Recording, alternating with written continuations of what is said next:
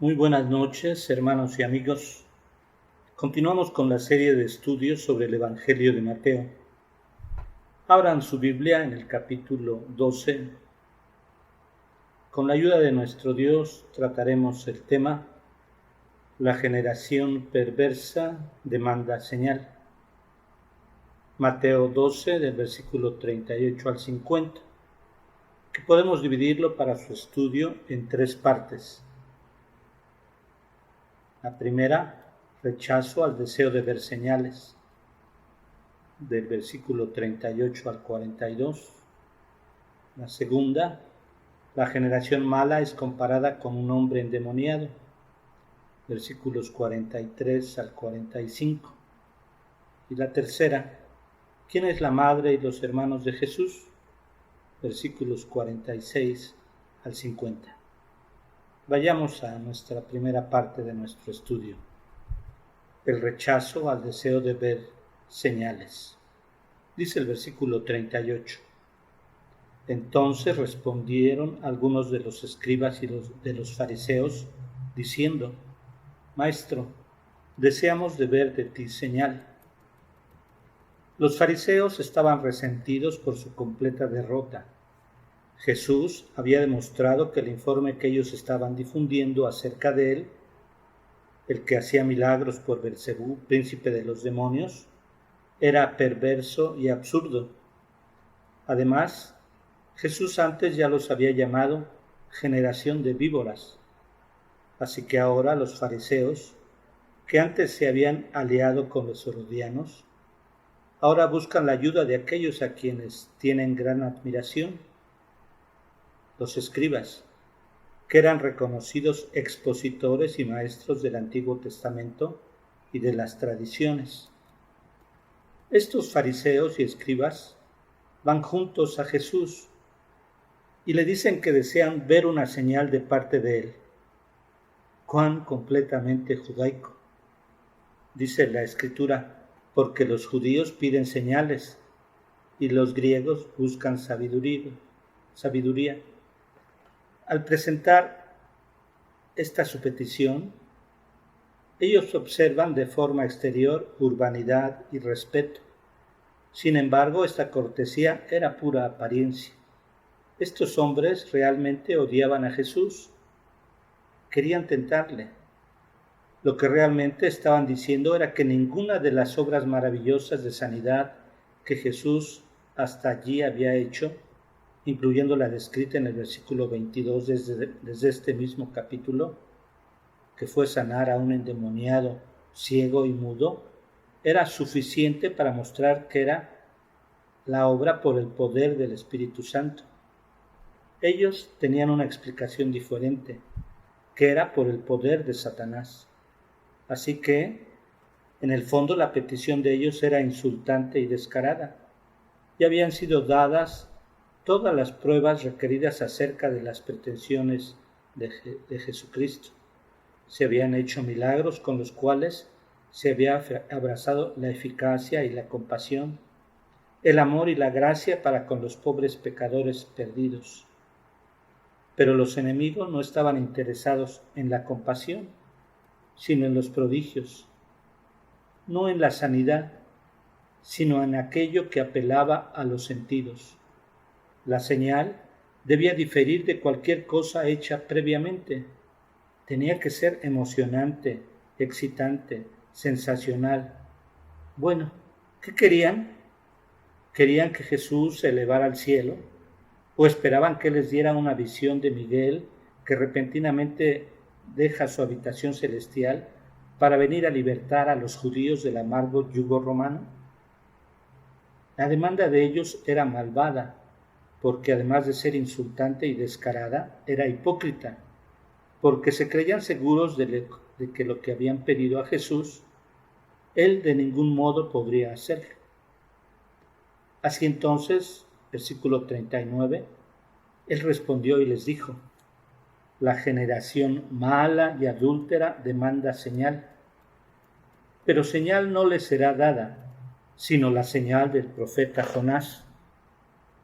Porque como Jonás estuvo en el vientre del gran pez 3 días y 3 noches, así estará el Hijo del Hombre en el corazón de la tierra 3 días y 3 noches. Jesús, lejos de ser engañado por la cortesía exterior mostrada por sus adversarios, discierne sus verdaderos motivos, que eran reprimir su influencia entre la gente y exponerlo como sin capacidad para obrar una gran señal, y así destruirlo como un falso Mesías. Es claro por las palabras generación mala y adúltera que el Señor se está dirigiendo no solamente a los fariseos y escribas, sino también a muchos de los que le seguían y al pueblo que le acompañaba. Llama malos a estos contemporáneos, esto es, moralmente corrompidos, y también adúlteros, infieles a su marido legítimo, a Dios. Fue precisamente ante esta generación mala y adúltera cuando hizo su aparición el Mesías. Así que no es sorprendente que Jesús se niegue a dar a estos enemigos, los fariseos, escribas y sus adherentes, la señal que estaban pidiendo.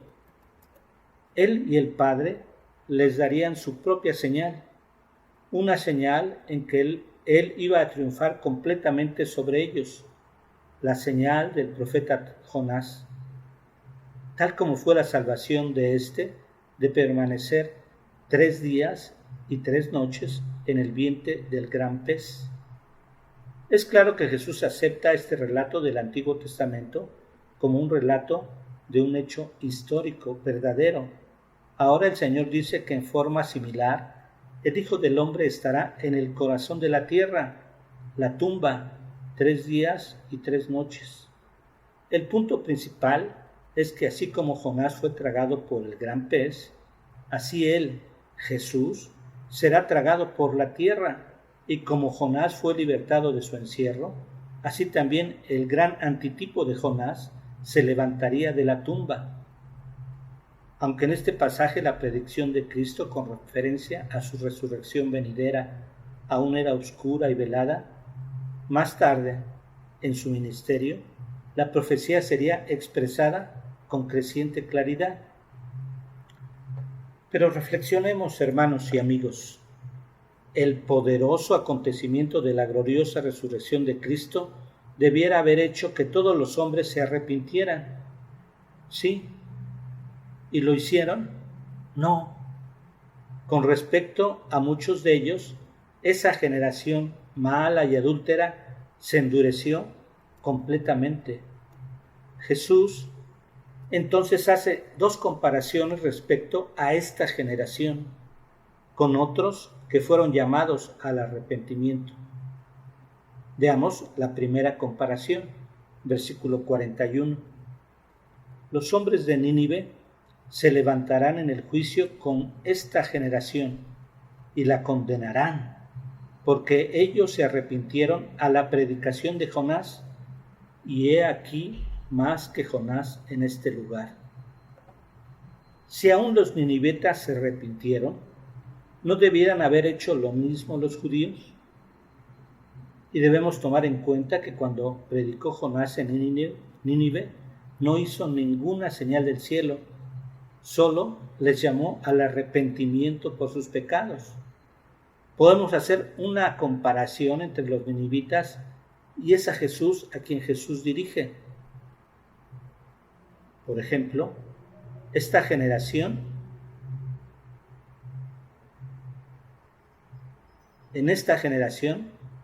es el Hijo de Dios mismo quien les habla y los llama al arrepentimiento. En cuanto a los ninivitas, fue un profeta menor quien les predicó. En esta generación es Cristo, que fue completamente sin pecado, lleno de sabiduría y compasión, quien les llamó. En cuanto a los ninivitas, fue Jonás el profeta, una persona pecadora, necia y rebelde. En esta generación, Cristo presenta el mensaje de gracia y de perdón, de salvación plena y gratuita. En cuanto a los ninivitas, el mensaje de Jonás era de condenación, aunque estaba implícito un llamado al arrepentimiento. El énfasis estaba en de aquí a 40 días, Nínive será destruida. En esta generación, el mensaje de Jesús fue fortalecido por milagros, en los cuales fue hecha cumplida las profecías acerca de ello. En cuanto a los ninivitas, Jonás no hizo milagros ni otras señales que autenticaran y confirmaran su mensaje. En esta generación, Israel fue un pueblo que siempre gozó de muchas ventajas espirituales. En cuanto a los ninivitas, el mensaje de Jonás fue dirigido a un pueblo sin ninguna de las ventajas que pudo disfrutar Israel. Sin embargo, los ninivitas se arrepintieron y la mayoría de los israelitas no. Por eso dice la Escritura en Juan 1:11, a lo suyo vino y los suyos no le recibieron. Así que gente con menos luz obedeció una predicación menos iluminada, pero gente más iluminada se niega a obedecer a la luz del mundo, Jesucristo. Alguien dirá, pero ¿fue genuino este arrepentimiento de los ninivitas? ¿Esto es para salvación? La respuesta simple que se da es no, porque de otro modo Nínive no hubiera sido destruida. Ante esto podemos objetar. La destrucción de Nínive ocurrió alrededor del año 612 a.C., esto es, casi siglo y medio después de la predicación de Jonás. Por lo tanto, es injusto acusar a los ninivitas del tiempo de Jonás de los pecados de una generación muy posterior. La Escritura no dice en ningún lugar que el arrepentimiento de todos los ninivitas fuera genuino, pero tampoco deja la impresión que ninguno de ellos fuera salvo, más bien todo lo contrario. Hubo sin lugar a dudas conversiones genuinas en Nínive. A la idea de que el arrepentimiento de los ninivitas no fue genuino, podemos decir que Jesús habló de la necesidad del arrepentimiento. Él dijo en este mismo Evangelio de Mateo 4:17, arrepentíos, porque el reino de los cielos se ha acercado. Jesús estaba pensando en un genuino pesar por el pecado. Así que, ¿por qué no podría ser aquí en este pasaje, capítulo 12? En Nínive no se incluye en la lista de ciudades impenitentes. Y el arrepentimiento de los ninivitas fue genuino. Y si no es así, es difícil de explicar la declaración de Jesús. Los hombres de Nínive se levantarán en el juicio con esta generación y la condenarán. Hay que destacar que acerca de estos hombres de Nínive no se dice, como en el caso de los de Sodoma y Gomorra, Tiro y Sidón, que su juicio sería más tolerable para ellos, sino que, como la reina del sur, que veremos más adelante, ellos se levantarán en el juicio y condenarán a esta generación, esto es, la generación de los escribas, fariseos y seguidores. La enseñanza de las Escrituras nos dice que los hijos de Dios van a participar en el juicio final. Esta declaración de Jesús acerca del papel de ciertos ninivitas en la sesión del gran tribunal solo es comprensible si el arrepentimiento de ellos es genuino. Nuevamente, en palabras similares, nuestro Señor al principio de este capítulo dijo, pues os digo que uno mayor que el templo está aquí, versículo 6 de este capítulo. Los fariseos y escribas entonces tendrán un recordatorio de la grandeza del pecado de ellos al rechazar y blasfemar a Cristo. Él dijo, y he aquí más que Jonás en este lugar. En una segunda comparación, al lado de los ninivitas, Como un ejemplo que debía avergonzar a los fariseos está la reina del sur o la reina de Saba. Versículo 42. La reina del sur se levantará en el juicio con esta generación y la condenará, porque ella vino de los fines de la tierra para oír la sabiduría de Salomón, y aquí más que Salomón en este lugar. Desde tiempos antiguos han circulado muchas anécdotas interesantes con referencia a esta reina. Lo cierto es que esta reina recorrió una gran distancia para oír la sabiduría de Salomón, para probarlo con acertijos y preguntas difíciles. Ella había oído de la fama de Salomón en relación con el nombre del Señor. Así que ella fue a Jerusalén con una gran caravana de camellos cargados de especias, oro en gran abundancia y piedras preciosas. Salomón respondió satisfactoriamente a todas sus preguntas.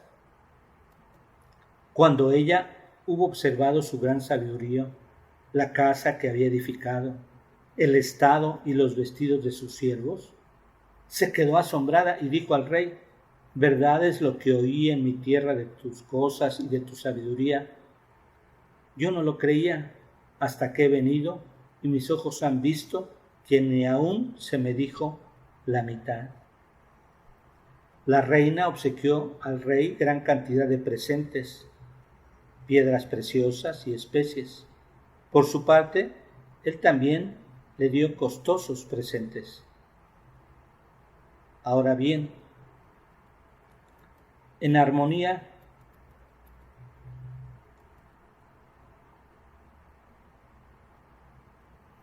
con el propósito para el cual había emprendido el viaje, hay una exclamación que aparece al final de aquel relato de la reina. Ella dijo: Jehová tu Dios sea bendito, que se agradó de ti para ponerte en el trono de Israel, porque Jehová ha amado a Israel siempre, te ha puesto por rey para que hagas derecho y justicia.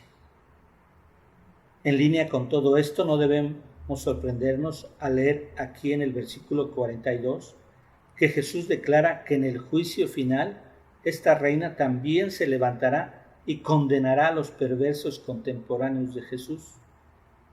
Pero ¿en qué aspecto avergonzó esta reina a esta generación mala y perversa? Notemos los siguientes puntos. Para esta generación mala, la verdad estaba cerca y fácil de alcanzar. Para la reina del sur, no. Ella se enfrentó valientemente a las dificultades de un largo viaje en un terreno difícil. Probablemente ella haya venido de lo que hoy es el Yemen, en la parte sudoccidental de la península arábiga, en la costa asiática del Mar Rojo, frente a Etiopía. El viaje fue de unos 2.000 kilómetros por lo menos. Para esta generación ellos tenían acceso a uno más sabio, mucho mejor y más grande que Salomón, Cristo. Para la reina, ella vino a escuchar la sabiduría de Salomón, que había alcanzado por el nombre de Jehová, aun cuando la verdad acerca de Dios estaba imperfectamente reflejada en el rey Salomón. Para esta generación no daba nada, antes conspiran para quitarle a Jesús la vida misma. Para la reina, ella dio a Salomón de sus tesoros un presente muy grande. Para esta generación habían disfrutado de muchas ventajas religiosas. Para la reina, ella solo había escuchado informes. Para esta generación había sido invitada y aún exhortada a recibir a Jesús y la verdad que hay en él. En el capítulo anterior de Mateo 11, versículos 28 al 30, él dijo: venid a mí todos los que estáis trabajados y cargados, y yo os haré descansar. Para la reina no se informa que ella hubiera recibido ninguna invitación. Así que esta reina vino a Salomón. Sin embargo, esta generación se niega a venir a Jesús, alguien mucho mayor. Pasemos al segundo punto de nuestro estudio. La generación mala es comparada con un hombre endemoniado. Versículos 43 al 45. ¿Qué clase entonces de religión ponen estos fariseos y sus seguidores en lugar de la que han rechazado? Es una religión de no hagas, con cosas como cuídate de no asociarte con publicanos y pecadores, no quebrantes un juramento al Señor, o no arranques espigas en el día de reposo, exactamente lo que habían acusado a los discípulos. En ese día de descanso no se debía sanar a nadie a menos que estuviera en peligro de muerte antes de terminar el día. Juan el Bautista había ganado muchos seguidores y fue el heraldo del Mesías. Él precisamente predicó el bautismo de arrepentimiento para perdón de pecados. Después, el Evangelio de Mateo dice: recorría Jesús todas las ciudades y aldeas, enseñando en las sinagogas de ellos y predicando el Evangelio del reino y sanando toda enfermedad y toda dolencia en el pueblo.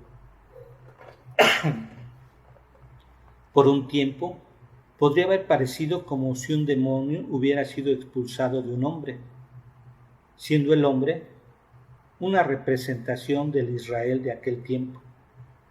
Pero bajo la influencia de escribas y fariseos, hombres envidiosos, el cuadro estaba cambiando rápidamente. En este mismo momento, estos líderes perversos estaban conspirando para destruir a Cristo. Y al final, el pueblo judío, representado frente a la cruz, gritará: ¡crucifícale! ¡Crucifícale! Lo harán inducidos por sus líderes. El demonio solitario habrá sido sustituido por 8. A la luz de esto, la siguiente ilustración usada por Jesús es clara. Versículos 43 al 45. Cuando el espíritu inmundo sale del hombre, anda por lugares secos, buscando reposo, y no lo halla. Entonces dice: volveré a mi casa de donde salí. Y cuando llega, la halla desocupada, barrida y adornada. Entonces va y toma consigo otros 7 espíritus peores que él, y entrados, moran allí. Y el postrer estado de aquel hombre viene a ser peor que el primero. Así también acontecerá a esta mala generación. Inmediatamente surgen varias preguntas de este texto. Por ejemplo, ¿por qué se describe a este demonio como que vaga por lugares áridos o desiertos? ¿Cómo es que no encuentra reposo allí? ¿Qué quiere decir exactamente con los otros 7 espíritus peores que él? Sin embargo, hay que tener presente 3 hechos. 1. Las Escrituras nos dicen muy poco acerca de las peculiaridades de los demonios y de sus costumbres, y especular al respecto no tendría ningún propósito útil. 2. El Señor no nos está dando un discurso sobre demonología. No quiere que pensemos tanto en los demonios, sino en esta mala generación, simbolizada por el hombre que primero tenía un solo demonio, luego fue liberado y finalmente reposeído, solo que esta vez no por 1, sino por 8 demonios. 3. Si esta ilustración es similar o parecida a una parábola, es incorrecto forzar los detalles, como si fuera posible interpretarlos en forma separada y literal. La insistencia rígida en la separación de cada detalle y en darle un sentido figurado conduciría a absurdos. Así que con estos principios como guía, la lección puede ser como sigue. Satanás está deseoso de enviar sus demonios a los corazones de los hombres y que tomen el control de esos corazones, siempre en sujeción al príncipe del mal. Es doloroso para un demonio vivir especialmente fuera del corazón del hombre, donde puede llevar a cabo sus malos deseos.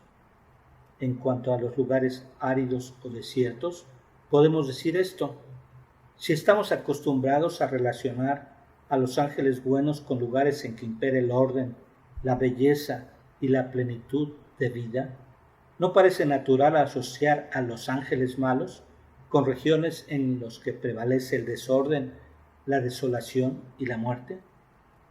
Así que ser liberados de un demonio es una bendición, como se ha indicado, ese tipo de condición bien podía describir a Israel en los días del ministerio activo del bautista Juan y poco después.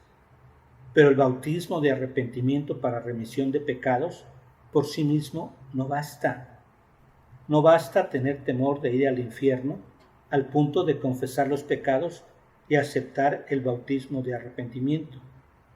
Ello dejaría el alma vacía, desocupada, barrida y en orden.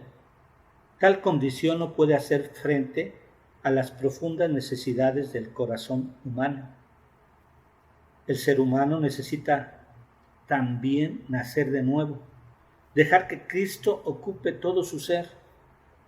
Lo que Jesús pide es una completa devoción del corazón, de modo que dé acciones de gracias en forma espontánea a Dios y por amor a Él ser de bendición al prójimo. Lo que se exige es nada menos que esto. Lo que Jesús quiere es una vida plena del creyente, en que por gratitud, debida a la salvación por pura gracia, cada discípulo sea de bendición a otros. Por estas razones tenía que haber un choque entre Jesús y los fariseos. No era el aspecto positivo de la ley, sino el negativo, el que la mayoría de los fariseos enfatizaban en obediencia a las normas establecidas por los escribas. Jesús era enteramente, completamente distinto. Así, la bondad comenzó a tener choques con la frialdad, la tolerancia con el exclusivismo, el amor con el egoísmo, el énfasis en el sentido más profundo de la ley que la insistencia en la letra de ella.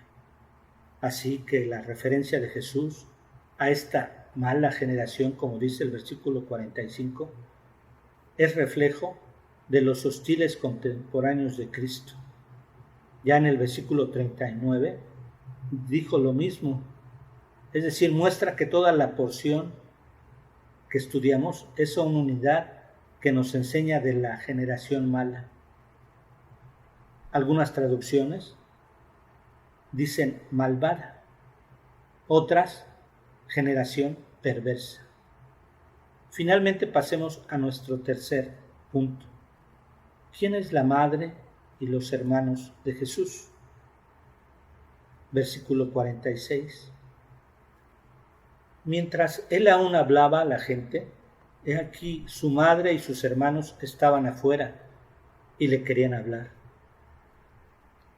No se revela por qué la madre y los hermanos de Jesús habían llegado hasta este lugar y estaban tratando de establecer contacto con él.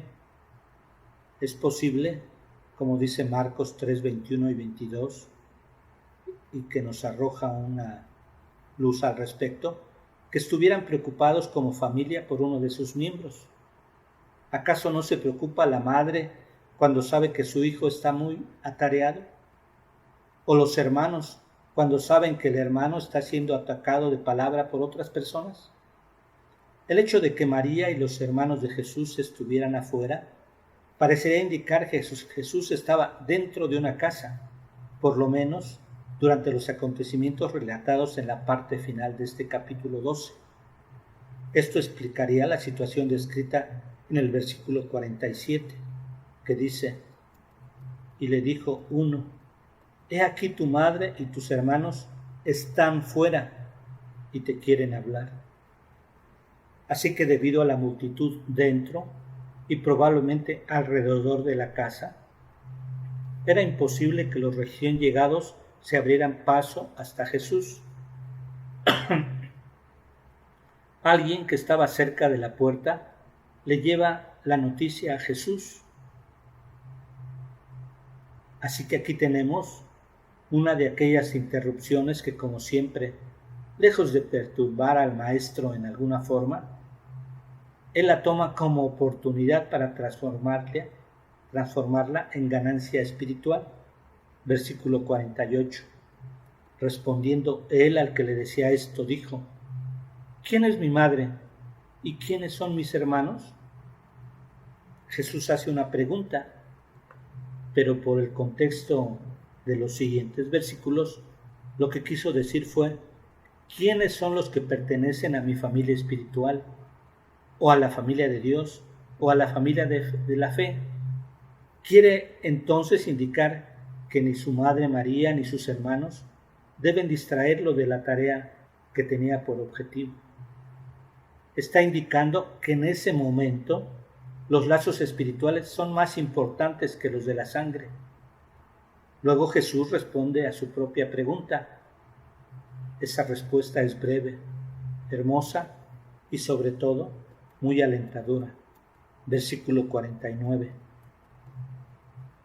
Y extendiendo su mano hacia sus discípulos dijo: He aquí mi madre y mis hermanos. Fue hacia sus discípulos, el círculo más íntimo, que él extendió con amor la mano. A ellos dio este título de honor: mi madre y mis hermanos. Sí, y añade en el siguiente versículo: mis hermanas también, porque en la importantísima familia espiritual el sexo no hace diferencia. Esta respuesta, acompañada por este gesto significativo, no solamente demuestra la relación que le importaba más a Jesús en ese momento, la relación espiritual, y también demostraba el carácter abnegado y maravilloso de su amor, porque admitiendo aún que la designación podría tener sentido solamente para quienes eran sus verdaderos discípulos, esto es, para quienes estaban haciendo la voluntad del Padre Celestial. ¿Y quiénes eran estos hombres? ¿Qué habían hecho? Ciertamente, ellos habían dejado todo y lo habían seguido.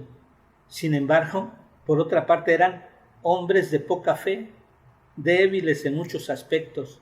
Sin embargo, el Señor, nuestro Señor Jesucristo, no se avergonzaba de llamarlos hermanos. Versículo 50. Es una conclusión. Porque todo aquel que hace la voluntad de mi Padre, que está en los cielos, ese es mi hermano y hermana y madre. La palabra porque aquí indica una relación con todo lo que se ha dicho antes, y notemos el carácter amplio de este todo aquel. Se refiere al hombre y a la mujer, al joven o al viejo, al rico o al pobre, al educado o al analfabeto, al judío o al gentil. Sin embargo, veamos la limitación: el que y solamente el que hace la voluntad del Padre. Para Jesús es muy natural decir de mi Padre, porque tiene una relación muy especial y única con su Padre. La voluntad del Padre a que se hace referencia aquí es, por supuesto, su voluntad revelada, la voluntad que puede ser hecha por el hombre por medio de la gracia de Dios que le da capacidad para ello. Brevemente, esa voluntad la podemos resumir en 3 puntos. 1. Que el hombre se arrepienta de sus pecados. 2. Que acepte a Jesús como su Salvador y Señor. Y 3. Que en el Espíritu y por gratitud viva para la gloria de Dios. Que el Señor los bendiga a través de este estudio, estimados hermanos. Muchas gracias.